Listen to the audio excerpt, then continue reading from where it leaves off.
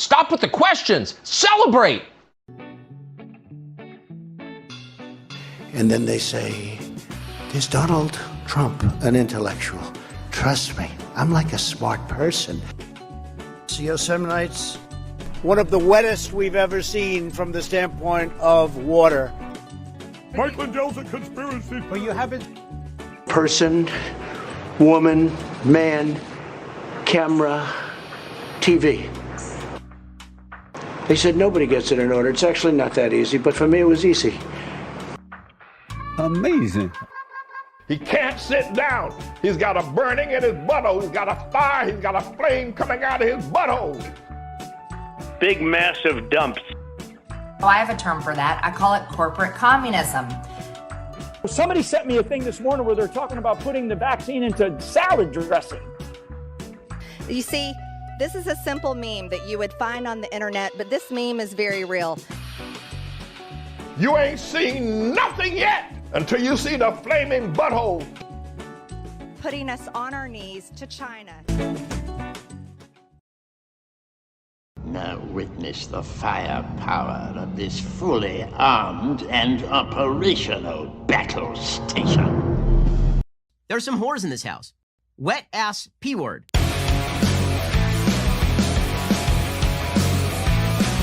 It's like a shark. NATO, except for food.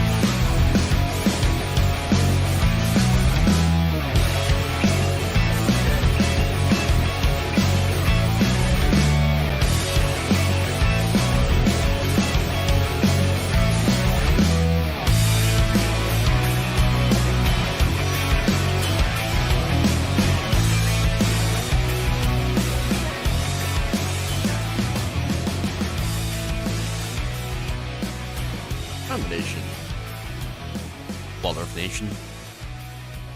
What's up, everybody? It's Tuesday. Get a show. Welcome to it. We're gonna have some fun here. All right, so we got some stories. We have, of course, what Donald Trump did to help his candidates during the midterm. Fun. You're not gonna be surprised to find out that he didn't. So I'm gonna go over the details on that. And how much money he raised and then did not spend. So that's interesting. Then we also are going to talk about Republicans blaming not Trump, but women. Women. Yes, we have that. That is one of their new plans to try to cast blame on, of course, single ladies. We have Ben Shapiro melting down over a impending same-sex marriage codification vote that we might actually be able to get. Interesting. Tulsi Gabbard, of course, joins Fox News. You have that. And so, yeah, interesting stuff on the show today. We also may have World War III. Possibly.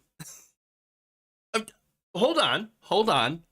Yes, of course, you may have seen this breaking news where turns out Poland, two people in Poland were killed by it could be a wayward couple of missiles from Russia.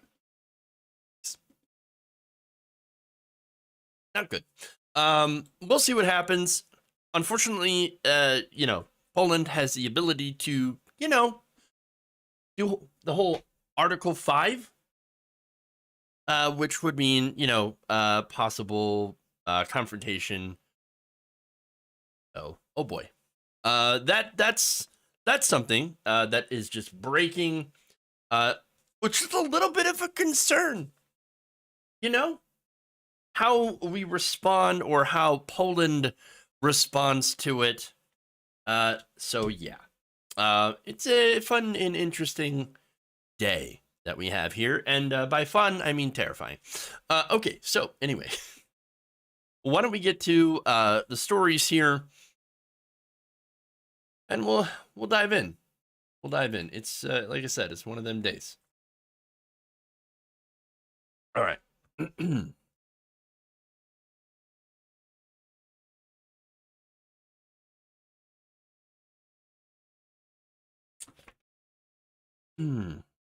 Is there any news on if Trump is running? Not yet. I haven't seen anything yet, so I don't know. I don't know if and when he's going to announce. So we'll see. We'll see. It might be a little too early for that, but let's go to, of course, the first story. As Carrie Lake, one of the last pro-Trump candidates to lose their midterm election, an advisor to former President Donald Trump, is, well, spilling some of the tea. Again, we already know. Nonetheless, this former advisor called him cheap. He said this, or they said this. We didn't lose because of Trump's rhetoric. Oh, that's an interesting take. We lost because Trump is cheap, said one advisor who spoke on condition of anonymity. Ah, yes, of course. You know, anonymity. As in, like, I don't want daddy getting mad at me for calling him cheap. Fun. Here's what he said. He left them all hanging dry. It gave a free shot for all the right-wing pundits to turn on him. Very dry. There was no wetness here. None to be found. Where the water rushes out to sea because you could never handle it. Could never handle it. So much dryness. Because all the water's gone. Went out to sea. Could never handle it. All right, so anyway. Obviously, this has to do with campaign donations, which Donald Trump raised a lot of money. Now, he said, oh, don't worry, I'm raising this money, so I'm going to help out Republican candidates that are running, but only the ones that are running the way that I want them to run, which is going in all in on Donald Trump won the election. You have to say it. You have to say that Trump won the election and that there was massive voter fraud. Okay, well, they did. Nonetheless, he raised about $150 million. How much should he have left after the midterms? $94 million, about $95 million, basically, according to a HuffPost analysis of the latest available Federal Election Commission filings. That is despite being inundated with emails, fundraising emails, if you're a MAGA person, and text from Save America leadership saying, don't worry, I'm going to spend all this money. I'm going to spend so much money on helping Republicans win control of the House and Senate. Now, very likely, Republicans will take the House, maybe by a couple of seats. They've lost the Senate. So, well, there you go on that. And by the way, there are Republicans that did fairly well. They weren't Trump supporting Republicans, that's for sure. No, there were Republicans that were establishment. Which, by the way, I'll give you the numbers on how much establishment Republicans, the Mitch McConnells, spend on this primary. Or I'm sorry, not on this primary, on this midterm. But first, let's go to Scott Jennings. Scott Jennings is a GOP consultant who's close to Mitch McConnell. And he pointed out that Blake Masters' recent complaint on Fox News was that McConnell had not helped him enough in his losing Senate campaign in Arizona. Which is funny. Because, look, again, wait, Blake Masters, you're an incredibly Trumpy Republican. Why didn't you ask Trump for money? Interesting question.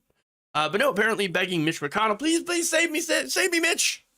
Save me, Mitch. Where's my money, Mitch? I need money. Well, this guy says, Jennings, why isn't Masters asking McConnell to carry her around in a baby Bjorn when Donald Trump wouldn't? Which is an interesting imagery. Image right in your head there. Especially considering how, again, Donald Trump, literal man baby. But, okay, sure. But seriously, though, you know why Donald Trump didn't give any of his candidates money? He didn't care. He didn't care. Okay? He's going to use it on himself. The way that he always does. We know that. Now, that said, to be fair, Donald Trump didn't keep all of the money. He sprinkled it here and there. little bit here, a little bit there, a little bit of kind of like fairy dust, I guess. Right? You know, throw a little here and there, but here's where he spent it on. Trump's spending campaign totaled about $15 million through his new Make America Great Again Incorporated Super PAC in 5 states. $3.7 million in Arizona, $3.4 million in Georgia, $2 million in Nevada, $2.4 in Ohio, and $3.5 in Pennsylvania. McConnell's, however, leadership fund, this is his establishment Republicans now, they spent $38.4 million in Georgia, $25.6 million in Nevada, $32.5 million in Ohio, $47.5 million in Pennsylvania, for a total of $144 million in those states. $144 million versus Trump's 15. Well done. Well done. Now, McConnell did not spend anything in Arizona, but did spend $80 million in three other competitive states where Trump had spent nothing: North Carolina, New Hampshire, and Wisconsin. So, well, there you go. Gee, I wonder if that's the reason why Republicans, establishment Republicans, did better than Trump Republicans. Well, look, that's, I think, one of the reasons. But the money is not the whole story. Now, that said, let's go to Mac Stepanovich, a lifelong Florida Republican consultant who left the party when Trump took over. He said this: to state the obvious, money matters, and a little money can matter a lot in these races, in close races, of which there are a gracious plenty this year. If Trump had spent his money and saved some of his acolytes from defeat, he might not be facing the insurrection in the GOP ranks that he must deal with now, which will end up costing him more than he saved. Now, look, again, he's partly right. Yes, money is important, but also there is candidate quality. But he is right on the nose when he says, yeah, if Donald Trump, if the midterms had gone much better, well, then of course Donald Trump wouldn't be getting drummed out of the party right now. No, of course not. Donald Trump would be, still sitting on top of the heap. No one would touch him. Ron DeSantis would not be ascendant. And so it really does show you that they were totally fine with Donald Trump and all the terrible things that he did until it started costing them elections. So that's very important admission there. Okay. Now, getting to another former senior Trump White House official, again, anonymity, right? He said, no, I don't think the money was the issue at all. It was the candidates. They were just bad. Quote, if you nominate candidates who voters find unappealing, the money doesn't really matter.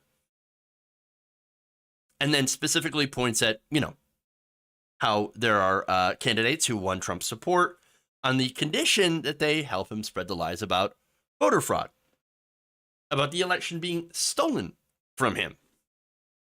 But again, getting back to the money, yes and no, right? Remember, where does the money go? Well, the money goes into ads, political ads. So now political ads, especially when it comes to right wing, but they're designed to do one thing: trick people, generally. Let me give you an example of one of the political ads. Now, this isn't related to a specific political campaign, but it is a conservative ad that was against Prop 3 in Michigan that would, of course, guarantee the right to reproductive freedom in the state. So now, this Prop 3 ad that I'm going to show you is, it's full on, essentially transpanic. Take a look. This drug blocks a child from going through puberty. It's the first step in gender change therapy. Clinics prescribe this drug in Michigan. If Proposal 3 passes, minors as young as 10 or 11 will be able to receive this prescription without the consent of their parents, or their parents even knowing. They call it reproductive freedom. We call it extreme. Proposal 3 opens a Pandora's box. Only you can close it. Vote no on Proposal 3. Oh my God, Pandora's box. Trans people, be scared. Again, there's nothing in Proposal 3 that even addressed any of those issues. But it just shows you how, ads are filled with lies and trickery. These are right-wing ads, as I said before. And so anti-choicers actually spend about $16 million in ads like that. It's amazing. Again, nothing in that ad is remotely true. And look, it lost because it didn't trick enough people. And so that's where the advertising really goes. But back to Trump, right? Well, again, a lot of these ads and all of this ad spending on Republicans didn't trick enough voters to come out and support Republicans who are openly fascist. Again, if you're openly if you're saying we need to completely ignore what happened in this election, we're going to redo the election, we're going to install Donald Trump even though he didn't win, that's fascism. Fascism. So now Trump, in addition to the $15 million he spent in the Senate races, Trump also spent money on himself, specifically a revenge tour against Republicans who crossed him, with most of that being against Brian Kemp in Georgia. Kemp, of course, pushed back against Donald Trump's claims of course, election fraud, voter fraud, etc. So Kemp, of course, also won. And, by the way, $650,000 went to Wyoming Values, a committee created to defeat Republican Representative Liz Cheney. Well, that happened to be successful. Liz Cheney's gone. But, and look, that's because Liz Cheney, despite being a horrible person, actually did her job to try to hold Donald Trump accountable and to make a case for the Department of Justice. And we're just, waiting on the Department of Justice to actually, do something with all that information. But anyway, in this spring, by the way, Trump also gave $1 million to American Leadership Action, which at the time was attacking Republicans, Republican rivals to Dr. Oz, who got crushed by John Fetterman, and another $1 million to Our American Century, which was also attacking opponents of Dr. Oz, as well as trying to beat Representative Nancy Mace, who criticized Trump's incitement of the U.S. Capitol riot, but in the end did not vote to impeach him. So basically what he did is spent money on personal grudges, while barely helping his own candidates in the general election. And then, by the way, goes and blames them for losing after they even endorsed his message of voter fraud. Again, Blake Masters being yelled at by Trump. Oh, you didn't lean into voter fraud hard enough. It's like, no, Mr. President, believe me. I definitely believe in the mass voter fraud. Really, I do. I still believe it. Oh, you don't believe it hard enough. We're not going to give you any money. I mean, look.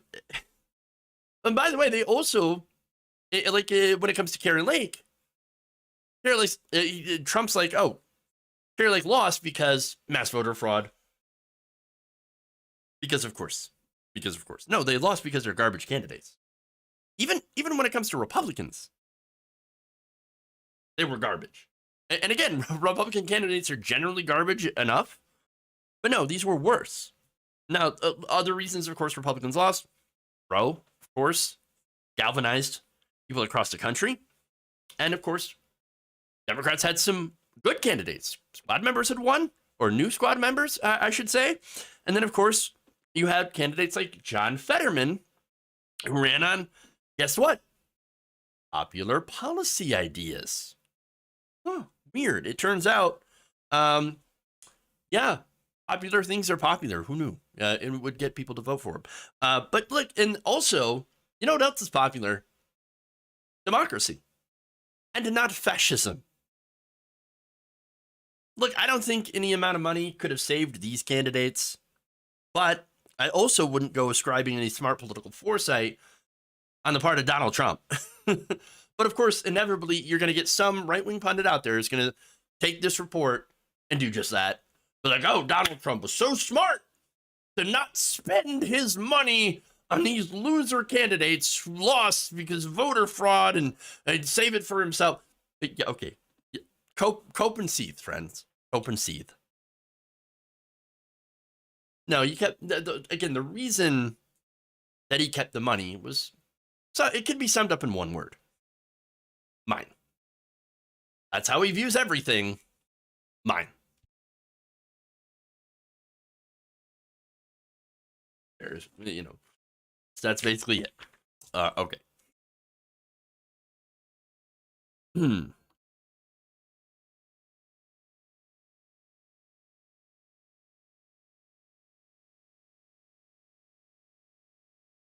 Republicans are looking to blame someone, anyone, for the fact that the red wave election turned into a red piddle.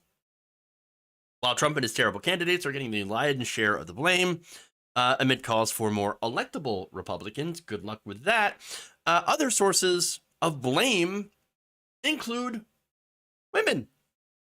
Yes, women, specifically single women. In fact, I'm going to give you some headlines here and some tweets from notable conservative pundits.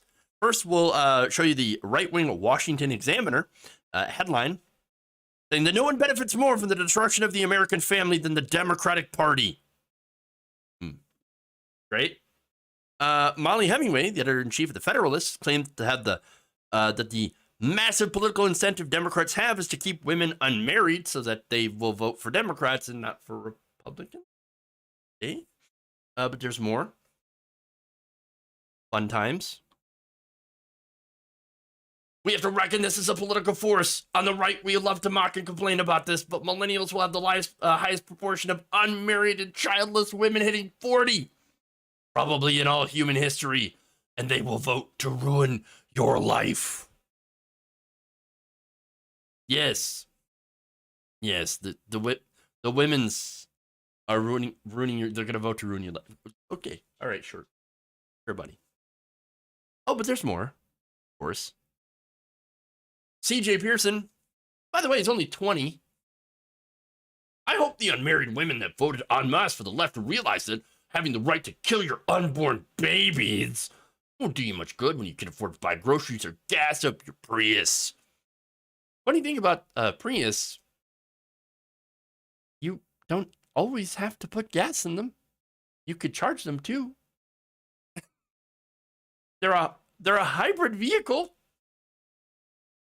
Bro, really? Read a book. Do something.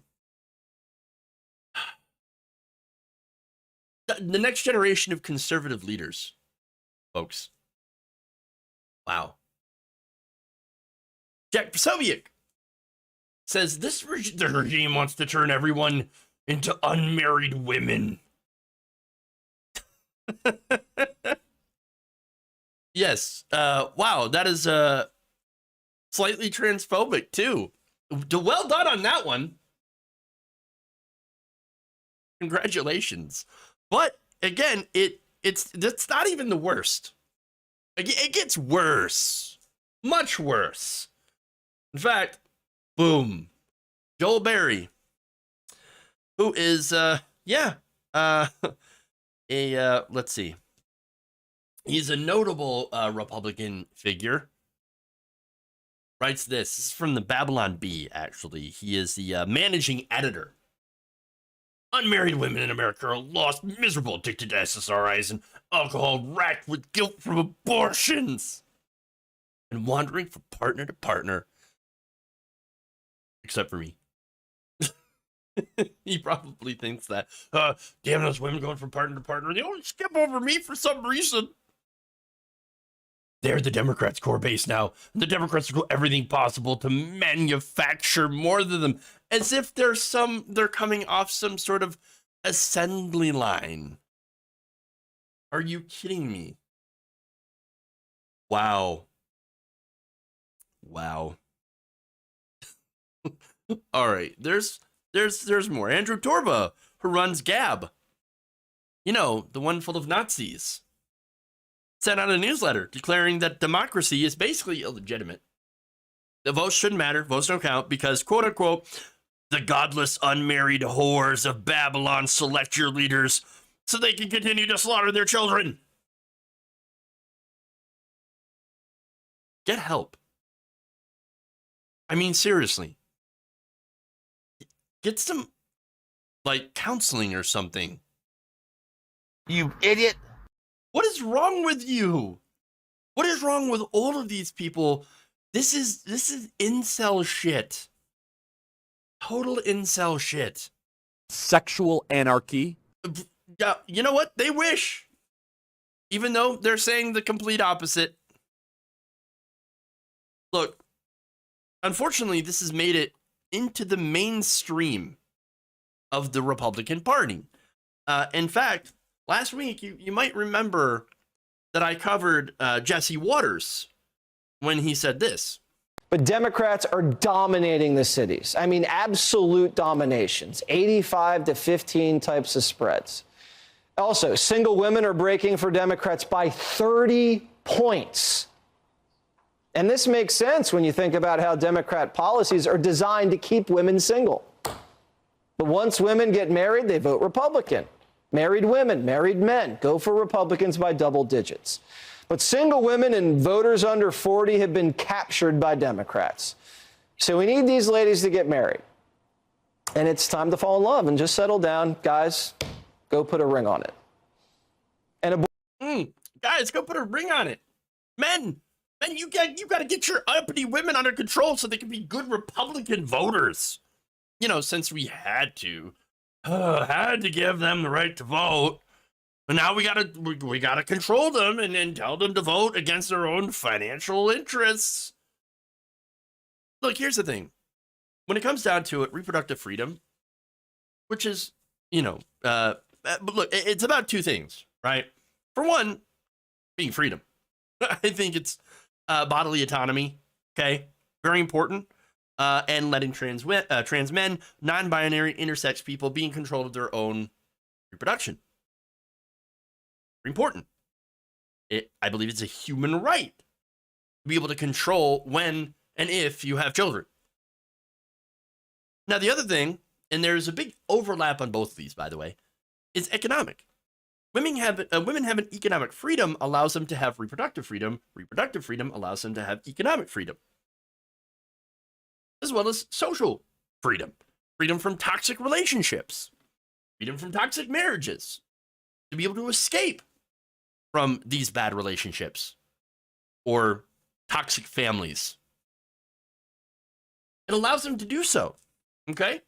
And so, look, having the choice to get out of these toxic marriages, the types of toxic relationships that toxic men have a hard time trapping them in when these women have reproductive freedom, resources to escape and find these healthy relationships or find no relationships at all. Because again, that's up to them, right? They have the choice whether or not they can have kids or want to have kids or want to have families. That's the thing that right-wingers want to shut down. They don't want you to have those choices. The right wing's war on bodily autonomy and higher wages and benefits for women stems from a desire by certain men to try to keep women in bad relationships where they're forced to have babies that tie their lives forever into those with the men. That's it. If you want to have a family, I mean, you could start by being a better person, man. Hey, only if you're one of these toxic people.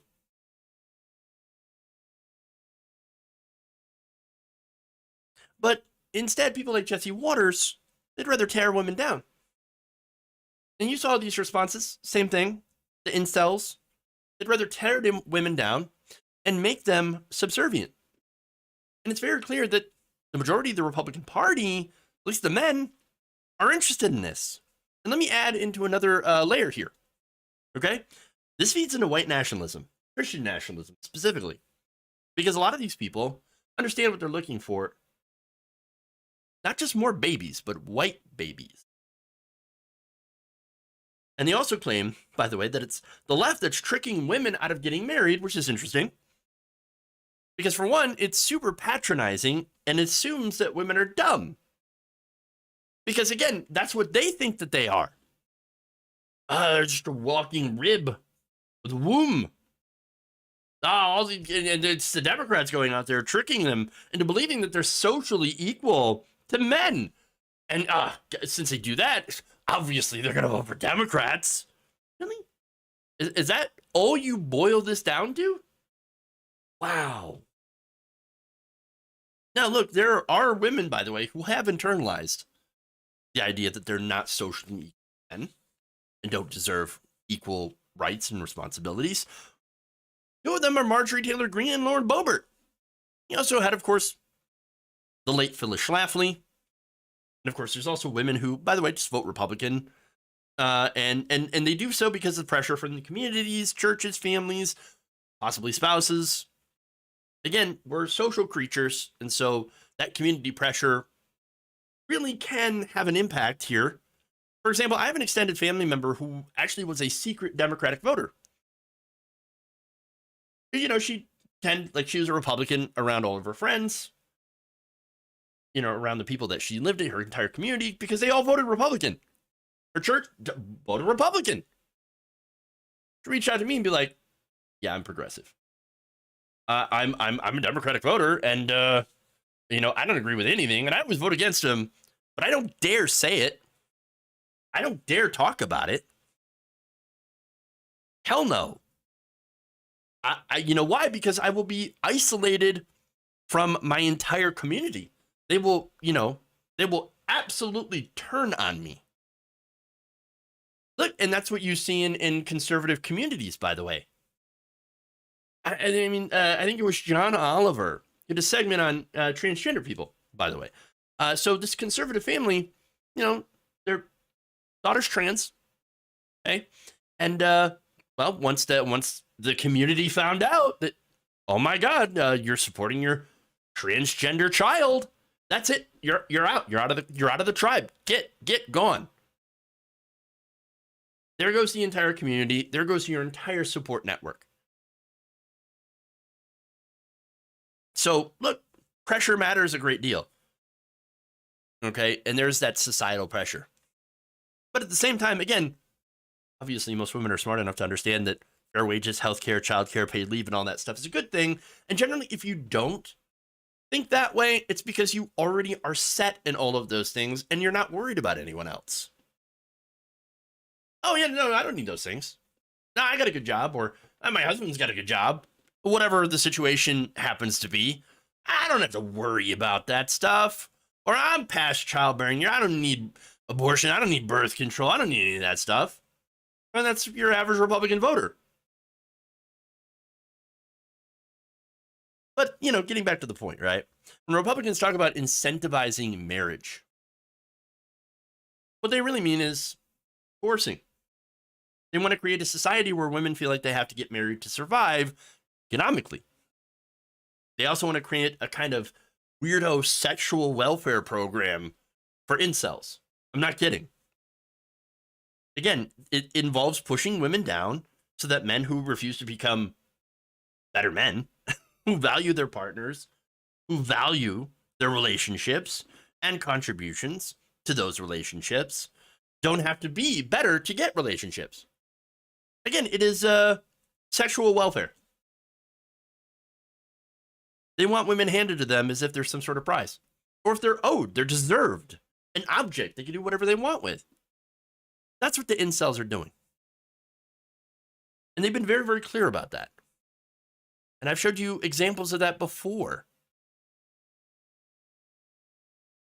Matt Walsh, for example, great example, talks about how, you know, dating sucks and pushes arranged marriage. Hey, well, arranged marriage. You know, dating is like trying to pick out mustard or ketchup or whatever weirdo analogy he tried to make, which is completely off base, ridiculous. And says, you know, it would be better if somebody just picked my mustard for me. No, how about freedom, Matt? Arranged marriages. Arranged marriages. You're kidding me. And then talking about how fertile 16 to 17-year-old girls are. That is weirdo behavior. That's gross. That's groomer stuff. What's wrong with you? And by the way, they also want women to remain abstinent, forego an education, and marry young. Gee, I wonder why. Very strange. Very strange. This is all predicated on taking advantage of youth, ignorance, as well as to try to groom young girls into being their personal baby factories. It also sends a message that they're not to be taken as legitimate voters or citizens and do not deserve a say in the government unless their husband directs them to do so. And by the way, at the same time, they also say, oh, women, you're at fault for everything. Which goes along with the far-right ideology, going all the way back to original sin, where Eve disobeyed Adam, God, and ate from the tree of knowledge. They're even telling you in the story, knowledge bad. You should avoid the knowledge. If you do so, you will get punished. And by the way, it's her fault. There's a point to that story. That point is women bad, knowledge bad, man listening to man and authority good. Why are you women doing that? Now, why are so many people leaving religion? Why are so many women leaving the Democrat or Republican Party and voting for Democrats? Why are they doing that? Gee, I wonder why. I wonder why. This is who they are. And by the way, it's who they've always been. So let's not be surprised when enough women, and we saw that during the midterm, decide they've had enough of these guys.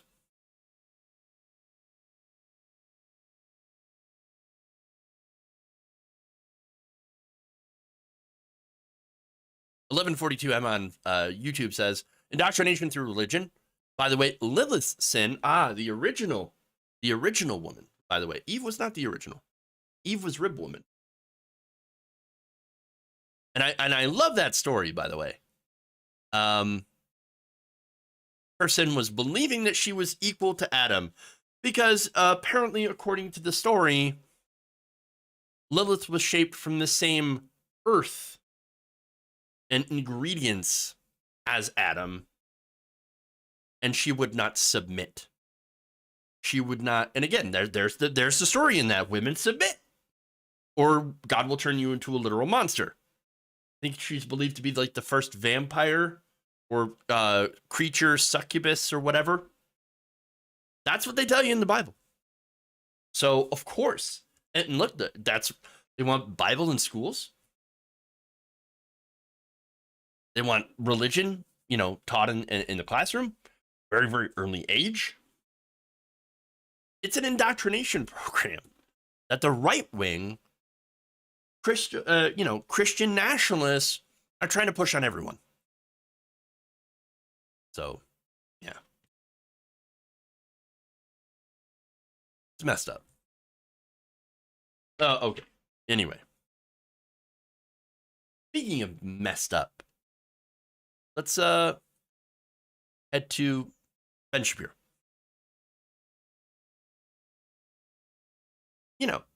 We haven't had enough of that.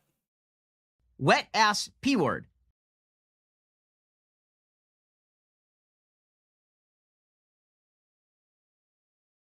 Oh, what is this?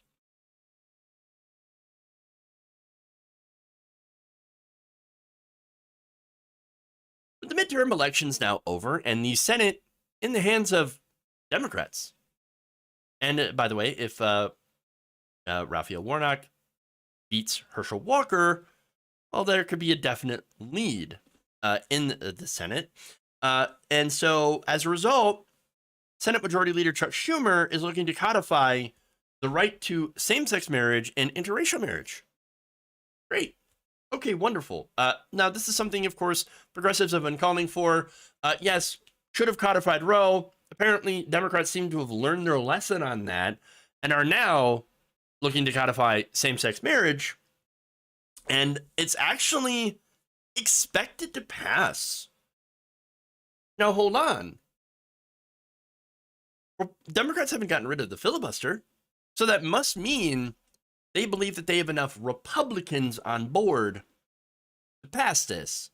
Now, that little fact has Ben Shapiro in a little bit of an uproar. Take a look. They're now going to move ahead with a vote on a gay marriage bill. Now, what is the purpose of a gay marriage bill? There is no purpose to a gay marriage bill. Obergefell has already been ruled upon.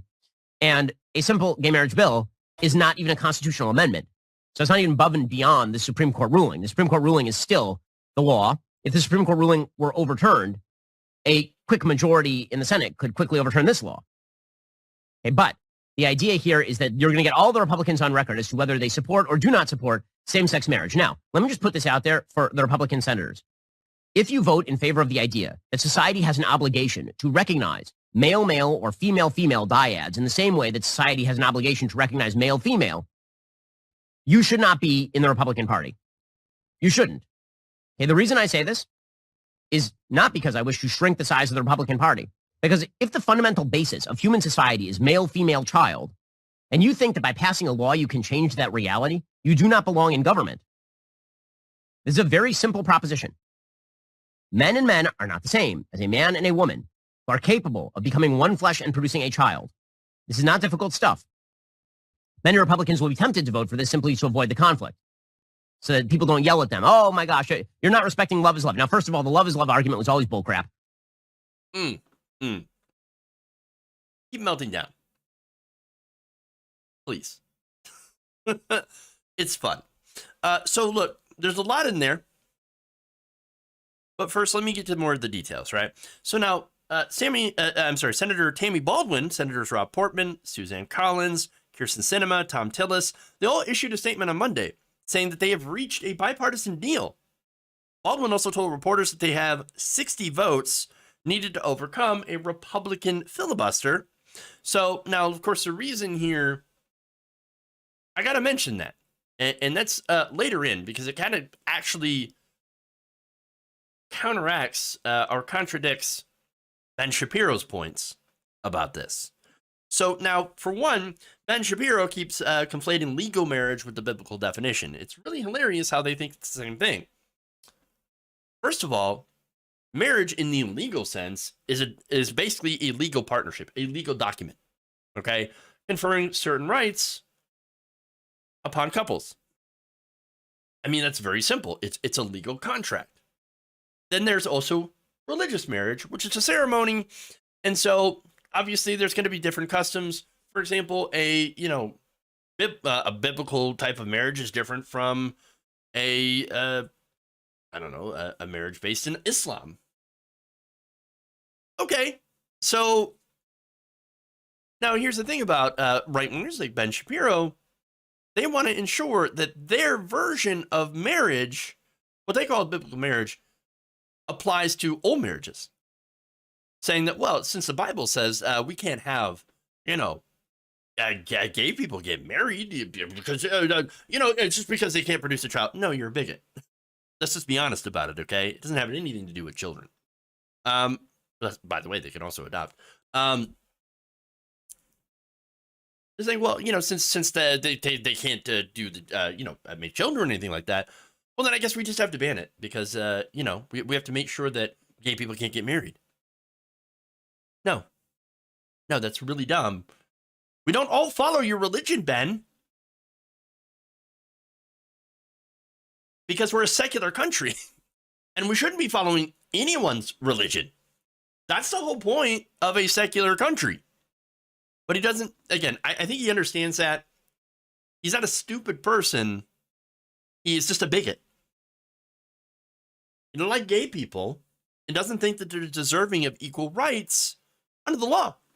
His argument that it's not needed. Oh, we really don't need to do, anything like this. Why are we even doing this? I mean, Obergefell is, it's the law of the man. Yeah, you said the same thing about Roe. Look what happened. It's been 50 years trying to get rid of it. What are you going to try another 50 years to get rid of Obergefell? All they're doing is waiting for a challenge to it.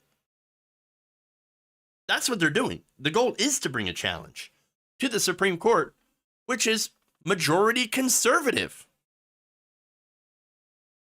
But here's the thing. We do have a system of checks and balances, believe it or not. One is actually having Congress be able to override a judicial decision. Now, that said, it has to be on statutory grounds, not constitutional grounds. Now, the right, which is interesting because the right is trying to claim that same-sex marriage violates their First Amendment, their religious freedom. Now, it doesn't. You'd actually have to find some standing with that. But Obergefell is also guaranteed on the 14th Amendment, the Equal Protection Clause. So I don't see anybody having standing when it comes to same-sex marriage, harming the institution of marriage itself. So that's why he goes and pivots to try to make the, argument that, oh, well, it hurts society. How? How does it hurt society? How does it hurt society, Ben? Oh, well, you're having two men and not being able to produce a child because it's all about the babies. It's all about the babies. Babies. The planet just passed 8 billion people, right? I think we have enough people around. We have enough babies, okay? And look, I guess we have even more if we're counting Ben Shapiro because he sure is acting like a baby right now.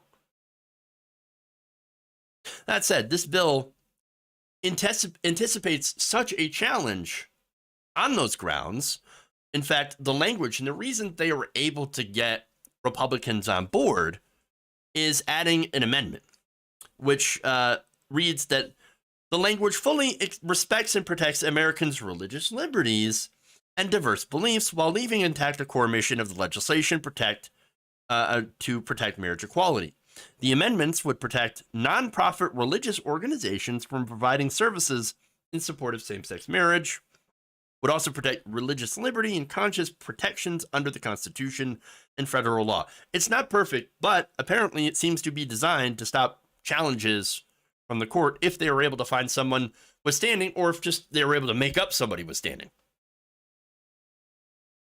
So, that said, Ben knows this. That's why Ben Shapiro is very, very mad. He's very unhappy about this. He and other Republicans want to continue to fight the culture wars against the LGBTQ plus community. Which leads me to the moral argument, right, that he's trying to make. Well, the Love's Log argument, that's so BS. Is it though? Is it, Ben? No, it does matter. It does matter because guess what? It's freedom. You believe in freedom, Ben? Obviously you don't. Not unless it's your freedom to come after the rights of marginalized people for clicks for your stupid show. No, it's all BS. I don't like it. Babies. We need babies. No, guess what, Ben? There's always going to be babies. Okay?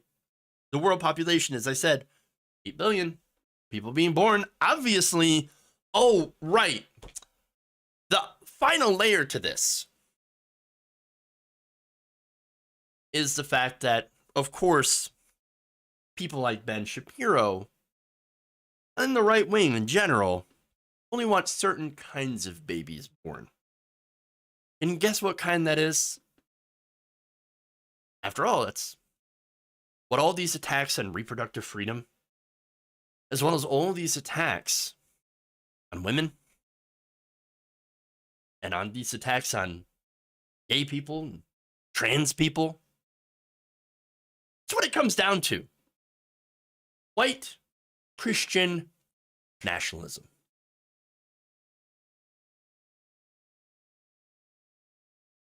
Of course it does.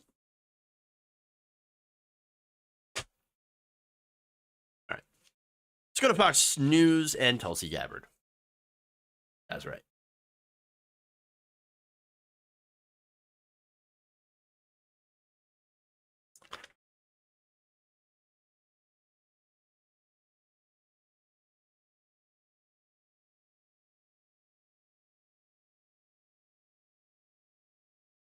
In what is not surprising news, former Representative Tulsi Gabbard has officially got a job at Fox News. Surprise, surprise, except not really. Now, the LA Times reported on Monday that she had joined Fox as a paid contributor. A representative for the conservative-leaning cable channel confirmed Gabbard signed a deal on Monday and will start appearing on its programs next week, according to the Times. Now, look, I actually don't think that there's anything wrong with being a Fox News contributor. Sure, if you want to, Fox News hires Democrats, and they come on and they fight, and generally, they pick the weaker Democrats to go in and fight. They don't ever actually pick progressives. that said, all right, you want to do that, that's fine. Sure. Now, with Tulsi Gabbard, however, my main issue with her is that she's a fraud. And she has always been a fraud. She ran as a progressive in 2020, and then immediately backtracked on all of her progressive issues that she claimed to care for. For example, Medicare for all. I'm a huge believer in Medicare for all. She's like, oh yeah, Medicare for all. Well, I mean, not really though. Medicare for some, okay, just not Medicare. Oh, great, wonderful. She also, of course, has always had this issue of being very anti-LGBTQ. Back when she was pretending to be a progressive, of course, she's like, hey, look, I grew up in a very conservative family, and things just changed. You know, I changed over time, and I became more inclusive. And then now, oops, oh, she's back to being very not inclusive. And you know why? It's because the money started coming back her way, as well as her newfound popularity among the far right, since announcing her departure from the Democratic Party. Here is her statement. If you can remember, I can no longer remain in today's Democratic Party that is now under the complete control of an elitist cabal of warmongers driven by cowardly wokeness. Yes. Who divide us by racializing every issue and to stoke anti-white racism. Who actively work to undermine our God-given freedoms enshrined in our Constitution, and who are hostile to people of faith and spirituality, who demonize the police. Biden gave more money. And she continues, who protect criminals at the expense of law-abiding Americans, who believe in open borders, who weaponize the national security state to go after political opponents. Again, story came out just yesterday where we find out that Donald Trump had been using the IRS to try to target his political enemies. But please go off about this, Tulsi. And then said finally, and above all, dragging us ever closer to nuclear war. Huh. Now look, if you read that and it sounds familiar, that's because it's nearly indistinguishable from every single random right-wing pundit on the internet and cable news. I mean, it's just all sorts of talking points lifted straight from, again, her colleagues at Fox News, Newsmax. And now we know why. A few hours after the report dropped, she guest hosted Tucker Carlson tonight for at least the second time. You don't get to host Tucker Carlson if you disagree with him. You don't even get to go on Tucker Carlson if you disagree with him. Or, well, to be fair, you might get one chance. And if you do disagree with him, you, for example, go on as Chris Smalls, and you spread a pro-union message, and you decline to attack Alexandria Ocasio-Cortez, as he kept trying to bait Smalls into doing, and Smalls did not take the bait, you never get to come on again. Yeah, funny how that works. So, now, this is another example, by the way, of the leftist to conservative pipeline, which absolutely exists. It is no secret that the establishment doesn't like the left wing.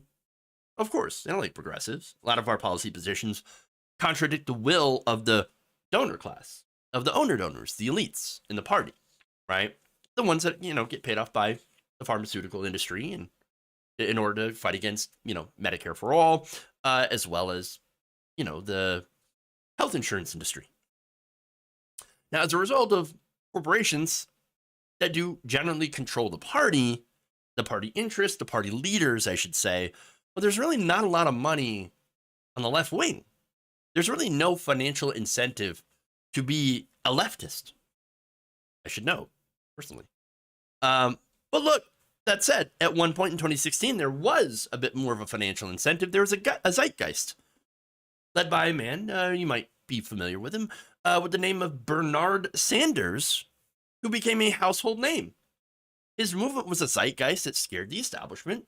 And yes, while they did manage to shut it down in that election, He had some staying power. Now, they reframed the narrative, of course, to electability, and that same party ended up losing to Donald Trump, which is ironic. But since Trump was an epic disaster, Biden managed to win the not only the primary election against Bernie Sanders again in 2020, as well as everyone else, but then, Biden went on to win the election. Now, fun fact, Tulsi Gabbard, where was she in the mix? Well, she was running against Bernie Sanders in 2020 and endorsed the more conservative candidate in the Democratic Party, Joe Biden. Interesting how that worked out. Now, anyway, after 2016 and 2020, those elections, the left is absolutely demoralized. The movement lost a ton of steam. The Sanders coalition essentially just fractured apart. And now lefters are just basically have no power and are fighting each other on Twitter all the time. And that's at least until Twitter implodes. Oops. But donations as well from average people stopped flowing. And a lot of people who rallied around the Bernie movement, they went away. A lot of the media channels, by the way, that were created around that time shifted from supporting Bernie Sanders to constantly just nonstop attacking Democrats. And that's it. Now, what happens when you attack Democrats constantly and you don't critique the right wing? What do you think that draws? What kind of audience do you see? Oh, right. It brings in the right wing because you're going after Democrats. Now, look, I criticize Democrats, but the majority of my criticism is really on right-wing politics, the conservative movement itself. And by the way, when I criticize Democrats, it's because they're being too conservative. So, that said, you had so-called pundits that are progressive or pretend to be progressive on the left, well, that have decided, there's no money in the left anymore. Or maybe the left criticized me a little bit too much. So I guess I'm going to go and become a Republican. I'm going to become a right-winger. And so you have Dave Rubin, who left the left, started doing right-wing commentary. Glenn Greenwald left The Intercept, and he's now whatever he's doing. And then Tulsi Gabbard. Tulsi Gabbard saw her chance to leave her audition being on Tucker Carlson's show. Did very well, apparently. And she just decided to show her true colors. Her true colors being she's only interested in making a career for herself on the right wing. Because that's when the money is. And by the way, she left the Democrats to become an so-called independent, right? After she did so, she stumped for several Republican candidates. And finally, well, by the way, when she was stumping for Republican candidates, she wasn't just stumping for establishment Republicans. No, she was going for election deniers. Yeah.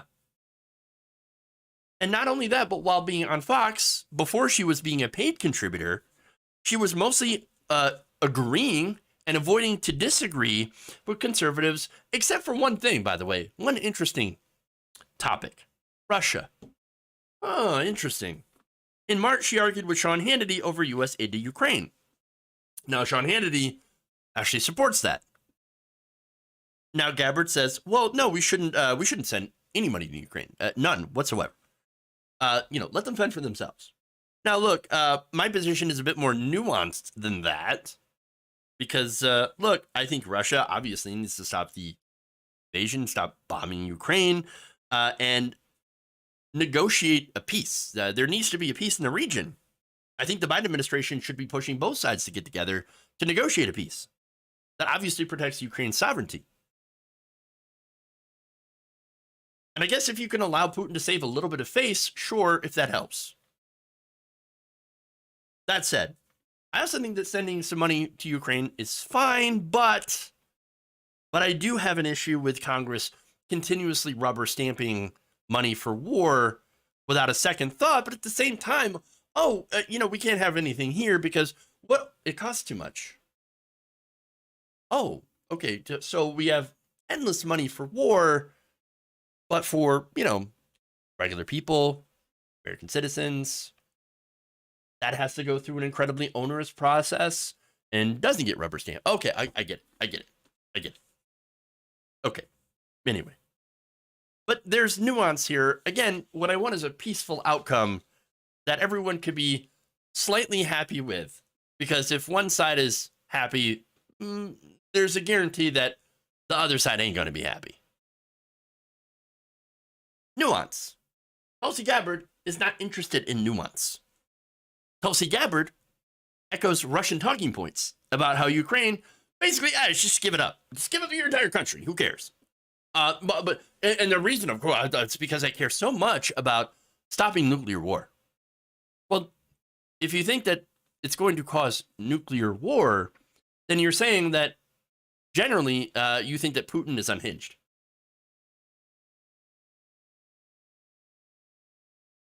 Because that's the person, by the way, with the most to lose.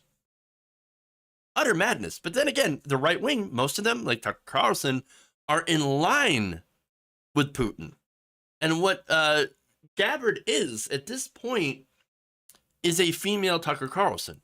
That's Tucker Carlson in a skirt. That's what that is. Now, one last note here. Anytime that there's a conversation about Tulsi Gabbard that comes up, I have to make sure, I have to note that Anna Kasparian and Emma Vigeland, they had Tulsi Gabbard's number from the get-go. You know it. They knew she was a fake progressive, pulled her out. They got shit on for it, massively. But you could disagree with them about a million things. Criminal justice reform, for example, right? I watched Anna Kasparian and Cenk Uygur debate Olayemi Olurin. I was on Olayemi's side the whole time. Credit where credit is due. That said, right? And I'm honest about this, about my stance. Anna was right. Emma was right. 100%. Called out Tulsi Gabbard for who she was, for who she really is. They knew it. They knew it. And of course, they deserve an apology for getting shit on. But they'll never, of course, never get it. Of course not. But they were right. They were right about Tulsi Gabbard. And she continues to prove it every single day and every dollar she gets from right-wingers.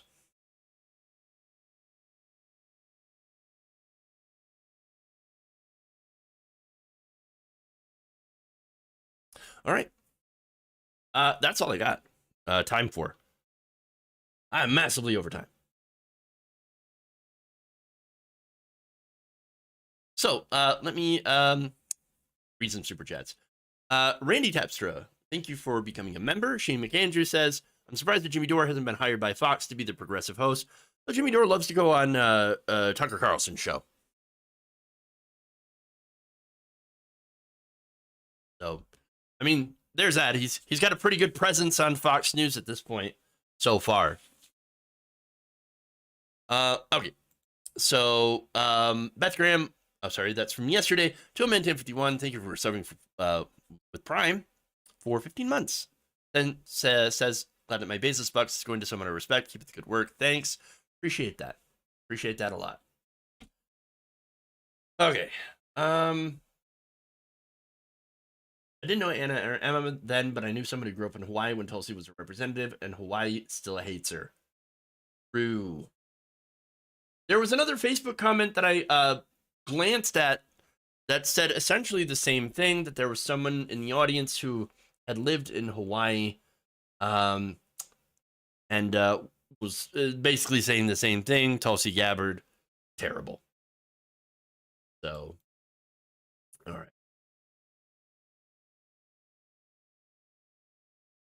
Ooh, look, I'm fake propaganda POS. Awesome. Based. Let's see if someone make a decision of their own, because it would have to be a person. really, really messed up right-wingers.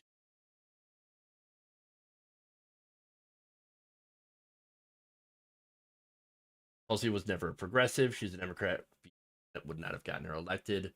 Claimed Democrat, but her policies are all independent. She spoke like an independent, but people thought she was a moderate and not progressive.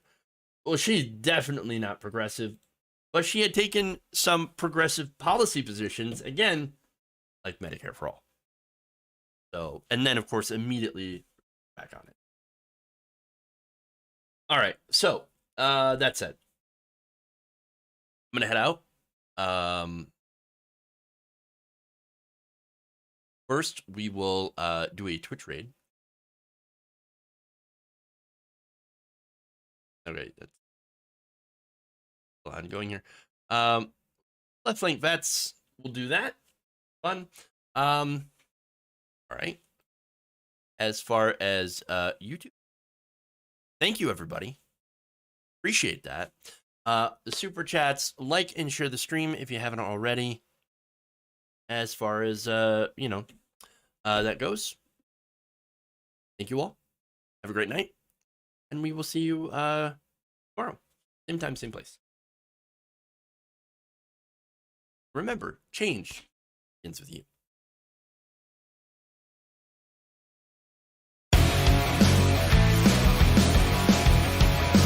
Oh no!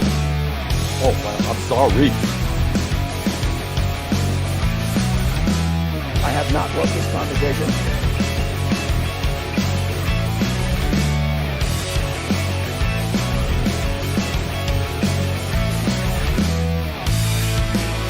It's like shark NATO except for food. There's some whores in this house. Sexual anarchy. Get in a long tube with a bunch of bees.